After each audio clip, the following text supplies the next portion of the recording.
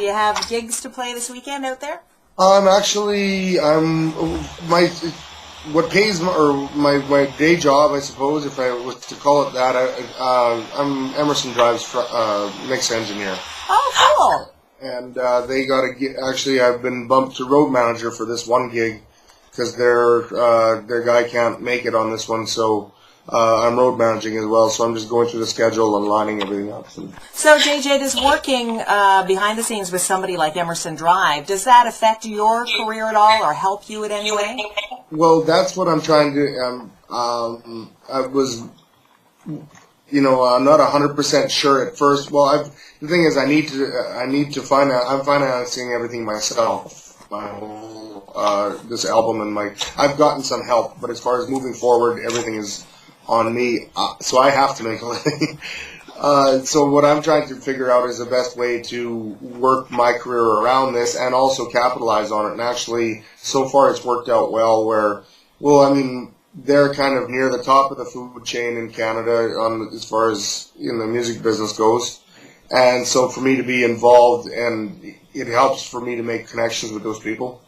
Absolutely. And one of the things that I talk to a lot about artists and that I hear all the time is that very thing, that so many artists are, investing in their own careers, and that's part of the struggle, obviously, is that it costs so much money, to get yourself out there and keep yourself out there and try to balance that with maybe a job and a family at home. So it's a tough road.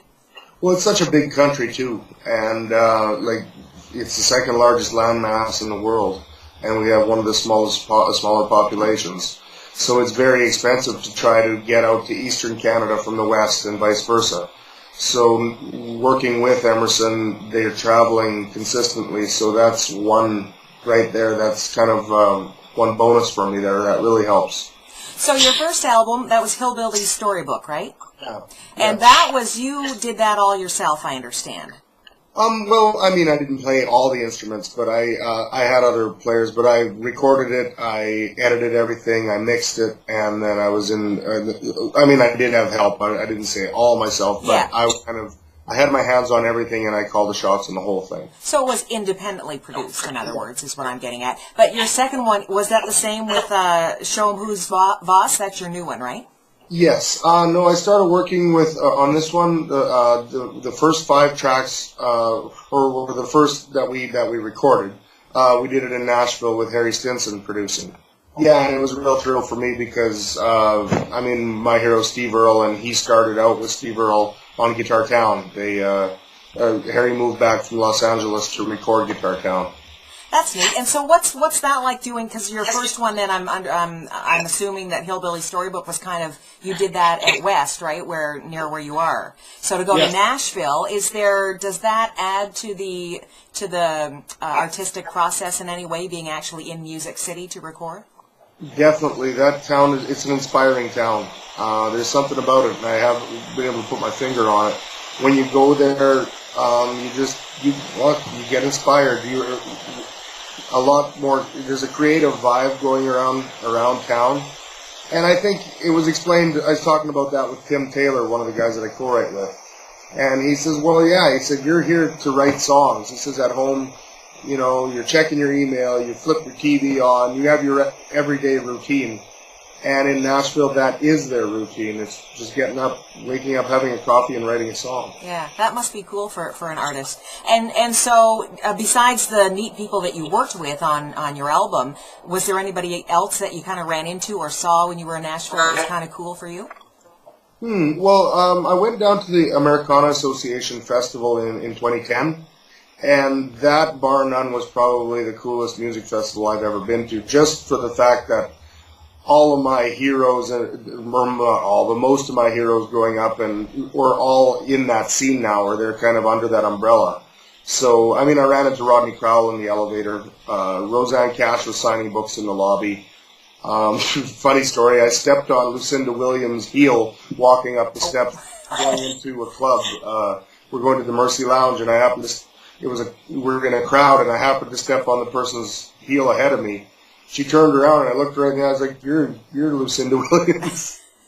That's pretty cool. That's the neat thing about Nashville. It's like a small town, isn't it? And you run into people, you turn around, and there's somebody interesting. It sure is, and that's their industry, right? So that's it is the place to be when you're creating music. Yeah. And so where do you want to go from here? I mean, obviously you're just Show 'em Who's Boss is still pretty fresh for you, so you're going to be promoting that and playing gigs and all the things that artists do. But where do you hope to be, JJ, in the next, say, 5-10 years? I hope to get an established touring area in Canada. I'd like to work into the States, and I'd like to also get into Europe, Australia as well. In 5 years from now, if I could have myself a regular area that I tour, where I could say do Canada for a few months and then do the States for a few months and then get overseas. If I could make that happen, then I'll be a happy guy. And over there, I mean, do you know much about sort of what the country music industry is like in places like, say, France and England? That's what I'm learning. I did put one single out in Europe. I released "Innocent Man." I think it was in 2006 or 2007, and it was just kind of just throwing stuff at the wall to see how it would work. I put it on a compilation disc, and it got distributed, and then I got notices that they were on some charts. It was in top 10. Now there's a lot of different charts over there, and I don't know exactly what that meant, but I did receive a fair bit of fan mail and connections from people over there. What's interesting is France seems to be a real hotbed for Canadian country music. Yeah. And Germany's another country, Belgium, and the United Kingdom as well, but the United Kingdom, apparently it's a little bit harder. Now, you had mentioned "Innocent Man" being released over there. Tell me about that song, because there's an interesting story behind that song, isn't there? Kind of. Like it's a true story. Yeah, there's bits and pieces of it are true, I suppose. I guess in a nutshell, I was working at a nightclub, and I was kind of getting hassled by some guys, and it escalated, and I kind of got jumped in the parking lot, and a fight ensued, and I walked away from it, but then there was charges laid, and it all went away. It wound up going away in the end, but it was kind of a scary situation because I couldn't afford a lawyer. I didn't qualify for legal aid because I actually was employed, but if I was to hire a lawyer, it would have bankrupted me and then some, and without pleading, and it got thrown out, and but it made for a good story. Yeah, you turned it into a song. Yeah.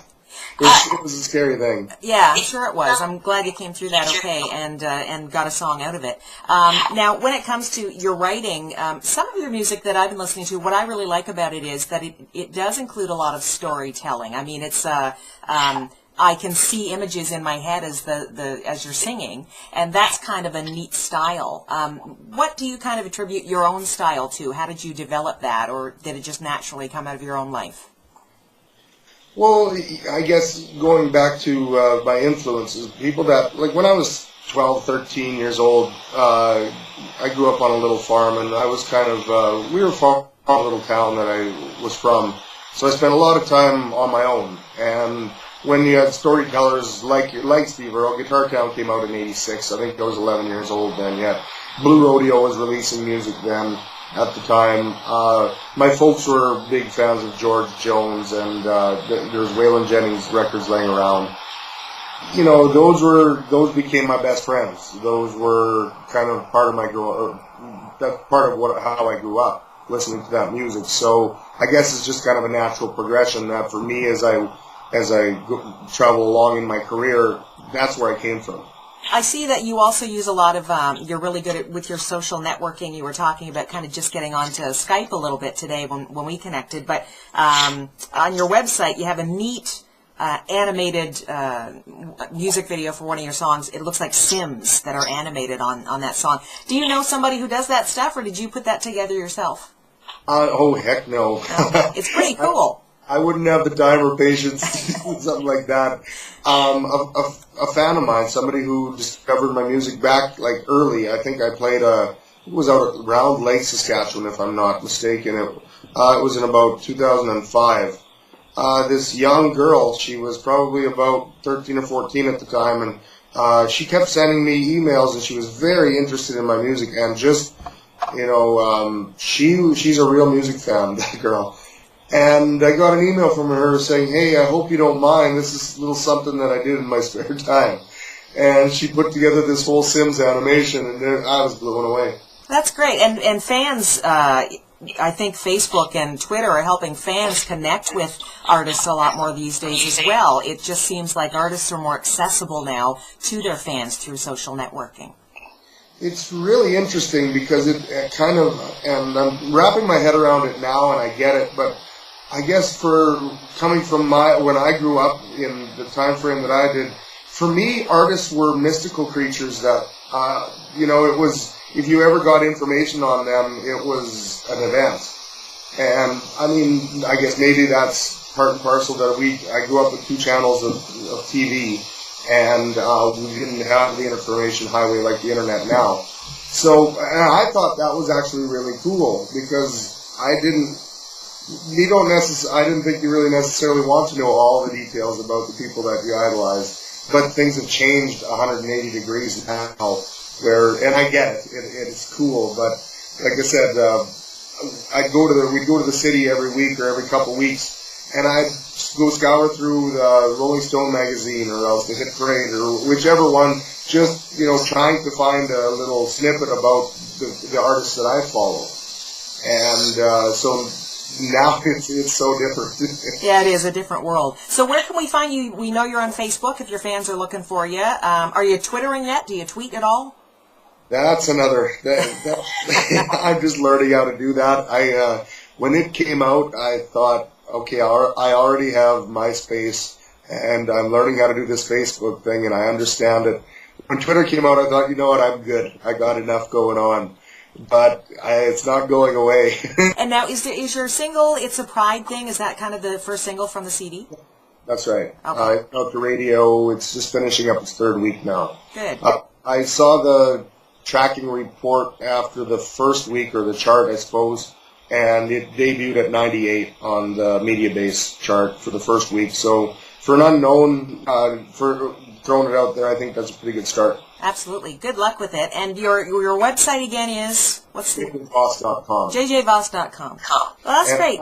Special pre-sales of the album are on sale right now at my website. If you go to the front page and click on the icon, it'll take you to the album's out on May the 24th, but I'm going to be, as soon as I receive the manufactured copies, I'm going to be personally autographing them and signing them and sending them out. Excellent. Okay, JJVoss.com is the place to go to get all that info. Yeah, you bet. Okay. JJ, thank you so much for your time. I really appreciate it. And thank you for figuring out Skype for me today. And now you're away with Skype. You just got to get Twitter handled, and then you're good. Well, thanks a lot, Rebecca, for having me. I really appreciate it, and hope to talk to you again.